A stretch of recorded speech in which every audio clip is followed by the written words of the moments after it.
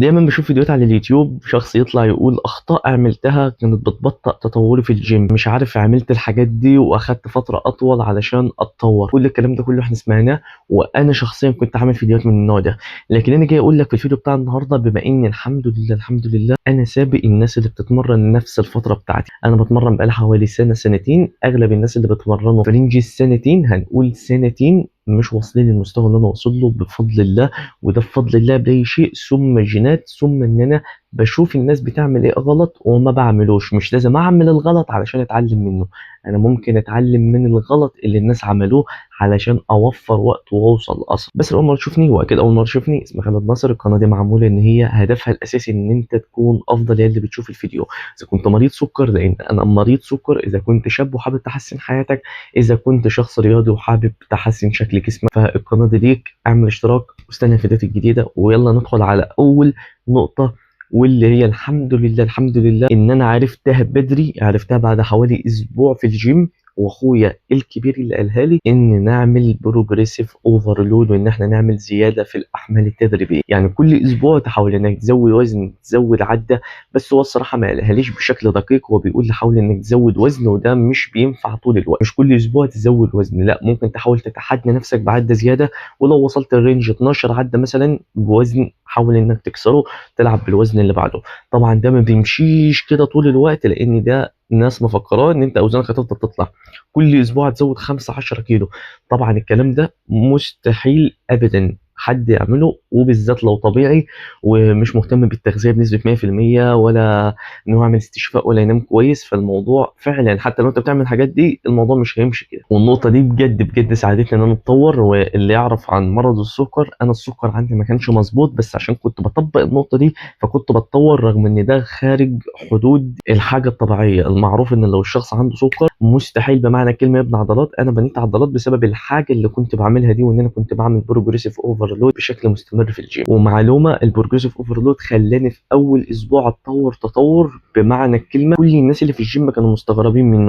دايما بيشوف التطور بعد 3 شهور، شهر بالقليل قوي. انا شفت تطور بعد اسبوع لما انا طبقت الموضوع ده، وكان كله متفاجئ. تاني حاجه، مش بتنام كويس. صراحة أنا عانيت من النقطة دي، لكن فهمتها بدري. لأن أغلب الناس دلوقتي اللي بتروح الجيم ممكن ما تكونش عارفة إن النوم يعتبر أهم حاجة علشان جسمك يتطور. لأن النوم هو المتحكم الأساسي في كل حاجة، في إن أنت تكون قوي في تمرينك، في إن أنت تكون مش متوتر أغلب الوقت. والتوتر ده بيرفع هرمون الكورتيزول، فمعناه هرمون تستوستيرون أعلى، فمعناه بناء عضلات مش أفضل حاجة. فأنت فاهم الحلقة اللي أنت بتكون فيها لو نومك مش كويس. وأنا عامة بصور الفيديو اللي أنت شايفه ده ونايم حوالي 6 ساعات. أنا فعلا صاحي من النوم أنا مش مستوعب. ولو تسالني ليه نمت 6 ساعات، اقول لك الجو حر بشكل غريب. فانت متخيل ان يوم واحد بس مش بتنام فيه كويس، ده ممكن ياثر على تمرينك، ممكن ياثر على مزاجك، ممكن ياثر على حاجات كتير.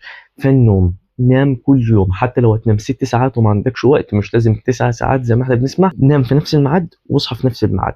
دي افضل حاجه ممكن تعملها حتى لو هتنام 6 ساعات. ويكون عندك اسلوب حياه انك بتعمل حاجه زي كده، ويكون بطبيعتك انك بتنام في نفس الميعاد وبتصحى في نفس الميعاد. ودي نقطه مهمة جدا علشان الساعة البيولوجية. 3، حسبت السعرات الحرارية وقسمت كارب وبروتين والحاجات دي كلها. أنا عملتها متأخر نوعا ما، لكن كنت بعملها بشكل غير مباشر. إزاي كنت بحسب سعراتي بشكل غير مباشر؟ بكل بساطة كنت بحسب بالكميات، بالمعيار الدماغي. أنا باكل 3 وجبات مثلا ووصلت لمستوى معين ومش عارف أعديه، فكنت أجي وأزود سناكس. السناكس ده لما ألاقي نفسي بزيد في الوزن وبتطور والعضلات بتتطور، وقفت عن التطور، أبدأ أخلي السناكس ده يكون وجبه. وعلى كده وعلى كده وعلى كده. نوعا ما دي مش افضل طريقه، لكن انا كنت بعملها بشكل غير مباشر. بس اكيد الافضل انك تحسب سعراتك، تحسب الكارب، بروتين، الدهون، وتعملها في نظام غذائي مصمم ليك، وتقدر انك تستمر عليه لفترات طويله.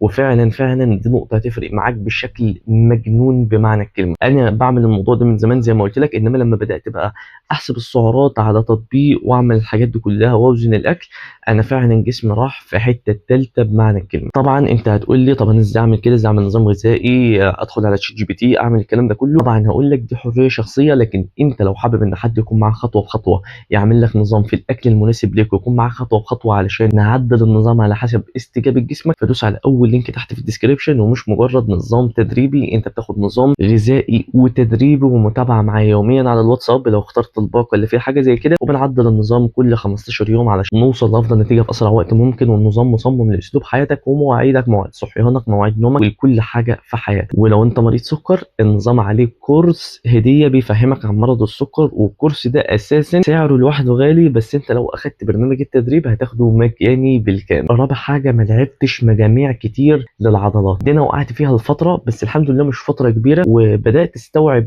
ان انا اخرج من الموضوع ده واشوف طريقه، لان بكل بساطه كنت بتصاب، كان مفاصلي دايما بتوجعني بسبب ان انا بدخل كل تمرينه العب للعضله 20 30 مجموعه. كان الموضوع فعلا بيرهقني بشكل مش طبيعي، وكنت بخلص تمرين انام لان انا مش مستوعب ان انا ممكن اعمل حاجه في الحياه تاني غير ان انا انام.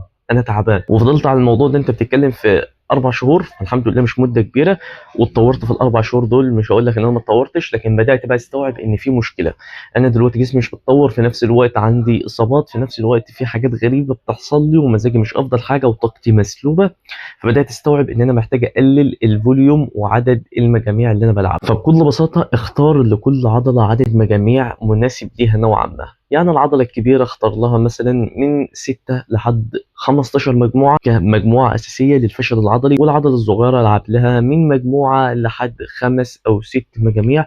وابدا شوف رد فعل جسمك، ان انت تتابع شكل جسمك كل 15 يوم او كل شهر مثلا. وده انا برضه بعمله في التدريب مع العملاء بتوعي، بديلهم عدد مجاميع معينه، وبنبدا نتابع باقي العضلات اللي مش بتتطور علشان نبدا نزود فيها مجاميع، او نبدا نبص على التكنيك قبل ما نزود مجاميع. وده يساعدك بشكل كبير، لان كل ما عدد مجاميعك قل كل ما الاستشفاء بتاعك هيكون افضل، فكل ما التطور هيكون اسرع. بس انت محتاج تفهم ايه العدد المناسب ليك، وده هيجي اكيد مع التجربه. حتى لو انت تابعت معايا اكيد لازم نعرف مع التجربه. وبس كده، كان معاك خالد نصر. اتمنى الفيديو يكون فادك، وانا متاكد ان هو فادك وهيساعدك انك تتطور اسرع من اللي حواليك. ولو شفته بعد فتره من تمرينك برضه هيفيدك جدا، ولو شفته في بدايه تمرينك فانت شخص محظوظ جدا، وخصوصا لو انت شفته قبل سنه من التمرين الملتزم فيه. وفعلا لو انت كده الفيديو ده يفيدك بشكل مش طبيعي. واشوفك الفيديو الجاي. سلام.